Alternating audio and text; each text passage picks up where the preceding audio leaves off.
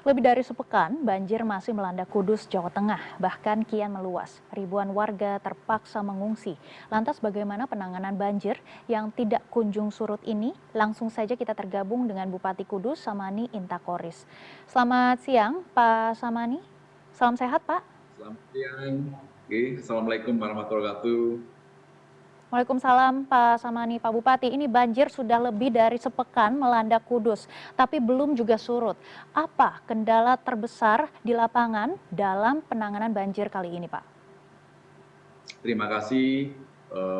Kondisi Kabupaten Kudus memang banjir, ada 7 kecamatan dan ada 38 desa yang terdampak. Ya. Ini kondisinya karena hujan di Kabupaten Kudus masih kondisi sedang sampai tinggi atau ekstrim. Ya. Di 2 hari pekan ini kami sudah koordinasi dengan Balai Besar Wilayah Sungai untuk pompa dan titik-titik sudah kita buka. Alhamdulillah pada hari ini penurunan banjir kurang lebih antara 10 sampai 20 cm. Untuk pengungsian masih ada 15 titik, sekarang sudah menjadi 12 titik karena yang 3 titik kembali ke rumahnya masing-masing. Ya. Kendala-kendala yang terjadi yaitu memang ada beberapa penyakit dari masyarakat, ya, baik batuk, diare maupun gatal-gatal. Dari Puskesmas kami sarankan 24 jam untuk bisa membantu kepada masyarakat, terutama pengungsi dan para penghuni yang tidak mau mengungsi atau bertahan di rumah. Ya. Ini kita kolaborasi dengan TNI, Polri maupun BPBD, di mana kecamatan, desa wajib untuk menyambangi atau memantau situasi kondisi yang ada di desanya masing-masing. Demikian. Baik Pak Bupati, titik pengungsian dari 15 sekarang berkurang menjadi 12 titik pengungsian. Bagaimana kondisi para warga di titik pengungsian, Pak Bupati? Terima kasih. Memang ada beberapa penyakit-penyakit yang hadir, ya, datang, yaitu diare, batuk-batuk, masuk angin, maupun gatal-gatal, dan mungkin juga flu dan sebagainya. Dari Puskesmas standby di titik-titik pengungsian. Semua kesehatan wajib untuk mendampingi para pengungsi. Kami juga berkoordinasi dengan rumah sakit swasta maupun rumah sakit yang ada di Kabupaten Kudus untuk bisa melayani sebaik-baiknya kepada para pengungsi maupun penghuni yang masih bertahan di rumahnya masing-masing. Kami siapkan, termasuk apabila mungkin ada tindakan lanjutan, semua rumah sakit yang ada di Kabupaten Kudus membebaskan biaya apapun yang terjadi kepada para pengungsi yang ada di Kabupaten Kudus.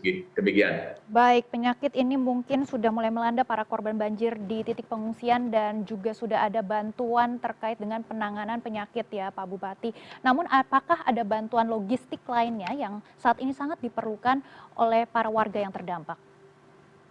Yang kebutuhan-kebutuhan untuk logistik yang sangat mendesak yaitu obat-obatan. Yang kedua adalah pampers atau pembalut wanita, termasuk juga susu bayi dan sebagainya. Kami koordinasi dengan pihak-pihak swasta dan alhamdulillah dari pihak swasta sudah beberapa titik memberikan bantuan-bantuan dukungan-dukungan.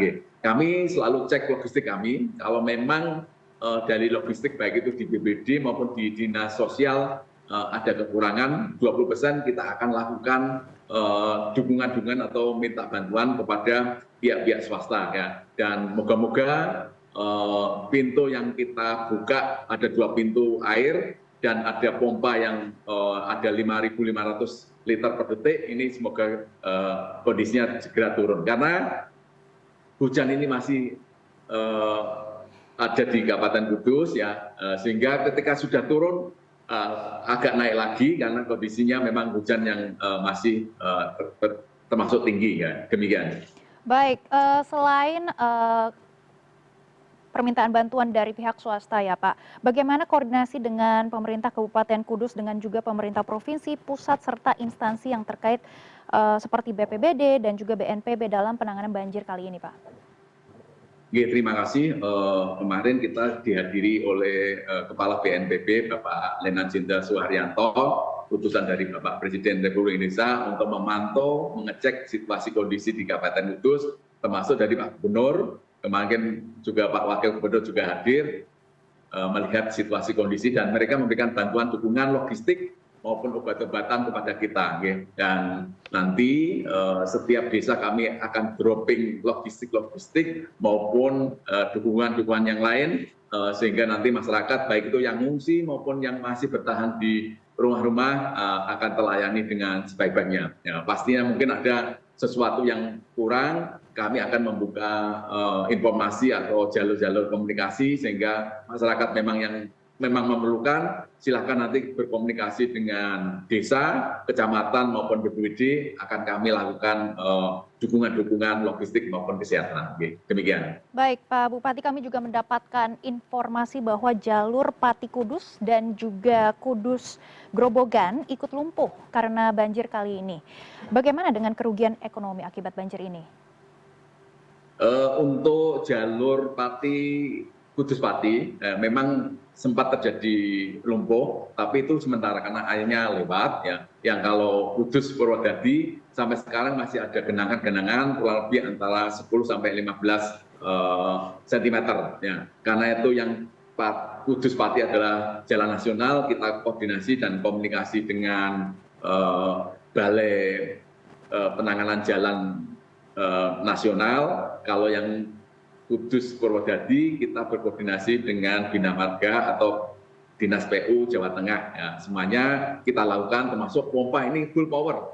Ada 5.500 liter per detik, kalau pintu ada 8.000 liter per detik. Ya, ini kita fullkan terus, moga-moga cuaca membaik dan air segera surut. Ya, ini memang siklus 10 tahunan. Pada tahun 2014 akhir, Kabupaten Kudus juga terjadi hal yang sangat banjir sekali dan ini terjadi di siklus 10 tahunan. Moga-moga segera surut, masyarakat bisa beraktivitas kembali. Terima kasih kepada Pak Presiden, terima kasih kepada Pak Gubernur yang telah hadir memberikan dukungan, support, dukungan material, dukungan logistik kepada Kabupaten Kudus. Demikian. Baik, ini siklus 10 tahun sekali begitu ya, Pak Bupati. Bagaimana dengan kerugian ekonomi akibat banjir kali ini, Pak? Nah, untuk kerugian ekonomi kita sudah hitung kurang lebih antara 538,5 miliar ya. Karena di Kabupaten Kudus kan ada kewenangan provinsi, kewenangan nasional maupun kewenangan kabupaten. Kalau kewenangan kabupaten kita sudah mengajukan kepada BNPB, program baik itu fisik, infrastruktur maupun ekonomi sosial kurang lebih antara 358 miliar ya.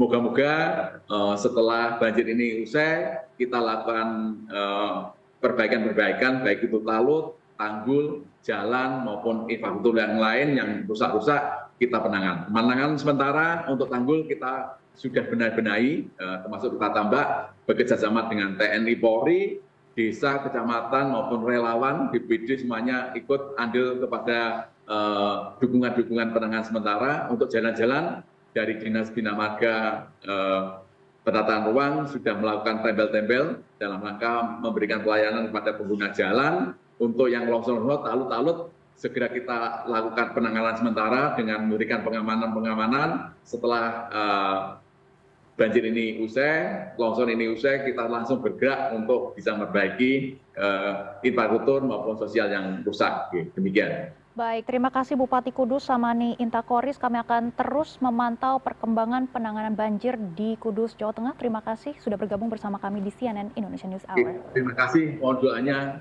semoga Kabupaten Kudus segera selesai banjirnya. Baik, amin Pak. Terima kasih Pak.